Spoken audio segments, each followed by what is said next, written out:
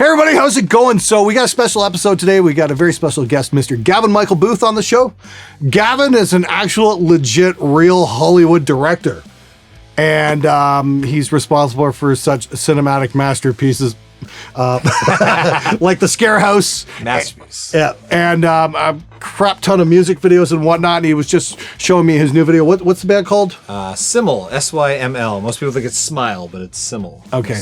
And Inoke Arati from back in the day. But seriously though, the Simul video actually looked pretty wicked. You've come a long way, dude. Like seriously, my hat's off. Good to see you. Glenn's an old friend. Yeah. Grew up in the same town. We've known each other a long time. A long time. And he's pretty much the reason I don't do music videos anymore. Because seriously, dude, I look at your stuff and I'm like, yeah, you know what? You do the music videos. I'll do the ranting and raving. Yeah, but he's the one making a living at it. Well, I'm not. So yeah, but you're doing film full time, right? Of course, yeah. And you've been down in LA for how long now? It's 3 years to the day almost, give or take. Wow, that's really cool. And you've got a couple other film projects coming up as well. Yeah, working on 2 feature films this year and another handful of music videos. So it looks like a good 2018 so far. Fantastic. Okay, so Gavin's here to talk about 5 serious mistakes you should never make when shooting a music video. I think these are pretty important. We've kind of come down on a list. Do I get to rant a little bit? Absolutely. This is why you're here, man. Perfect. So, this is the thing. You guys hear me rant and rave about music production and whatnot. Let's go into the world of music videos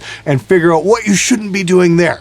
So at number 5, substance abuse. Oh boy. Do not come to your music video already drunk, already high, or bring cases of beer expecting to function and get anything done. You are there to do your job as a musician, as a professional actor, and work with the director to make it a lot. You only get like a 12-hour day usually on a music video. Indie budgets just kind of keep doing this.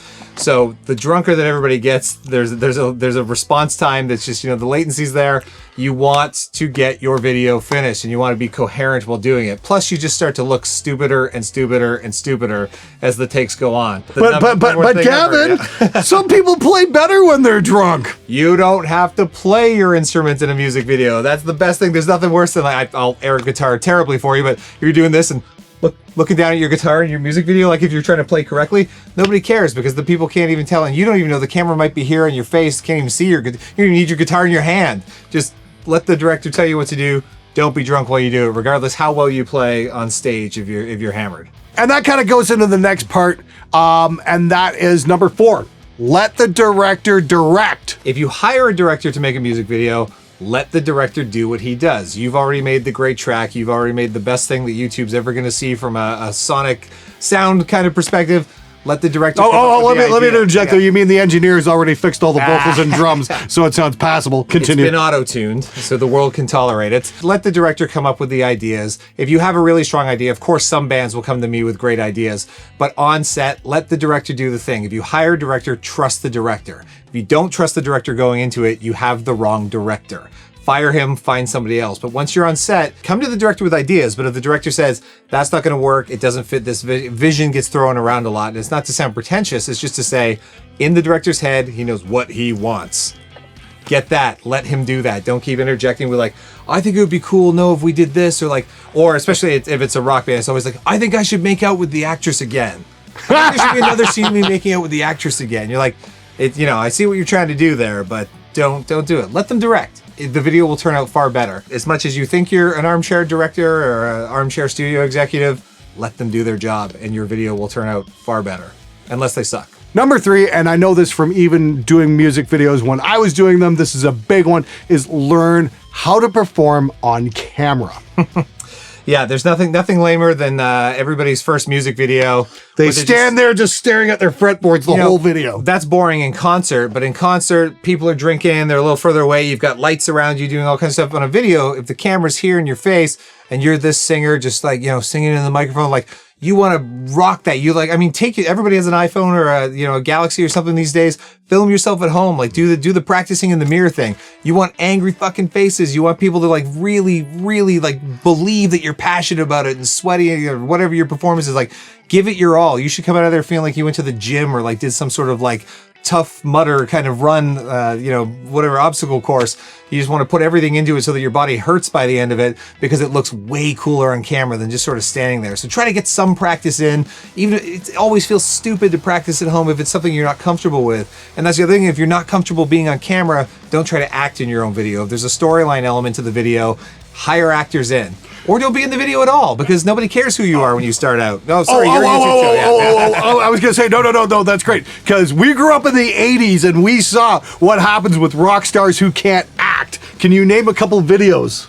We Built the City by Starship is the worst one of all time. And anything from the 80s pretty much that had a storyline. Huey Lewis and the News. Oh, wow. Yeah, good point. They're bad. I mean, I do love bad videos now, but for the wrong reasons, Sure. But if you can't do it, just don't. That's one of my biggest pieces of advice. Come up with a mini movie or a storyline. You want the video to be something that people are going to watch, rewatch, and want to share. So if it's just your performance thing, they don't care as much, and you're not famous yet. So let people be attracted to the music and the video be a whole separate thing. If you're not comfortable being on camera, and people will love it because people can see through it right away. They're like, that guy can't perform on camera, and now this is a boring video. Number 2, and this one works equally well in the studio as a film set, is don't bring your girlfriend. No, break up with her before you start the shoot. If you have to, it's always the storyline thing. If the singer of the band's got to kiss the girl, he's got to be around a bunch of girls in bikinis, whatever your wild, crazy rock video is, don't bring the girlfriend. Don't bring the boyfriend if you're a female artist, because everybody just sits there mad in the corner. Then you got to keep having all these little asides with them and assuring the director, it's fine, don't worry. It destroys all integrity of what you need to get out of the video. If there's supposed to be anything risky or putting sex at the front of the video, which music videos have been doing forever, don't bring them. Make them go home.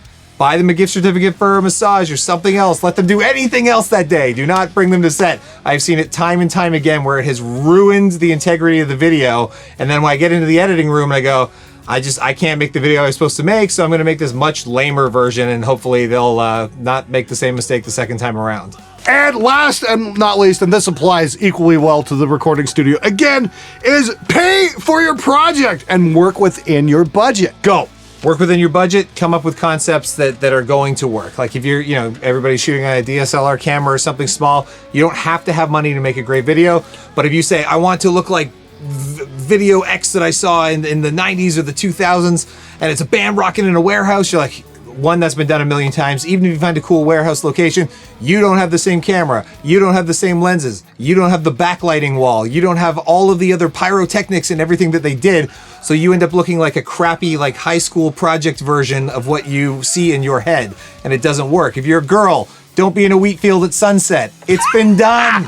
It's been done to death. And graveyards are really kind of overdone as well. Graveyards too. And railroad tracks. And it doesn't matter what genre of music you are. Look to examples like OK Go or people that are like always constantly coming up with something mind-blowing where they're shooting on a camcorder. We're going to dance on a treadmill.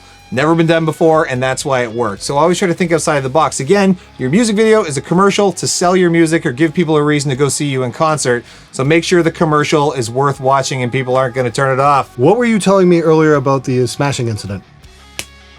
Pay your director. Don't feel entitled. Very quick story.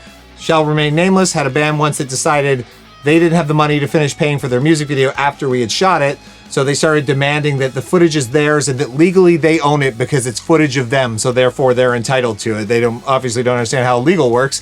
But they, on top of that, started berating my wife in text messages and things. And it was pretty hardcore. It must have been drunk. I'm guessing it was drunk texting. Long story short, I said, here, you can have your footage. And I sent him back a clip of the hard drive being smashed with a hammer. And I said, just let me know what address to mail it to. It's yours. Because I knew at that point they were never going to pay me, so it didn't matter, and fuck those guys.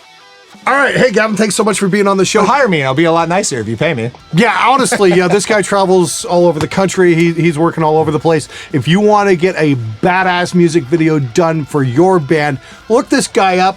You're going to leave me some contact info. I'll put that in the description below. Seriously, check it. You got a website with all your with a show reel or something? My full name, GavinMichaelBooth.com. Okay, and do you have like examples of your videos? Yeah, and all that kind of stuff? sample work of film and music videos, everything else is there. Cool. So check him out at gavinmichaelbooth.com. Once again, thanks for being on the show, dude. Much appreciated. Tried to shake your hand. And Look how uncool I am. Yep. And trust me, yeah, don't worry, I'm not cool either, so it's no big deal. But thanks again for being on the show, dude. And seriously, check out his work. The guy is seriously great at what he does. Real pleasure having him on the show. We'll see you guys next time. Take it easy.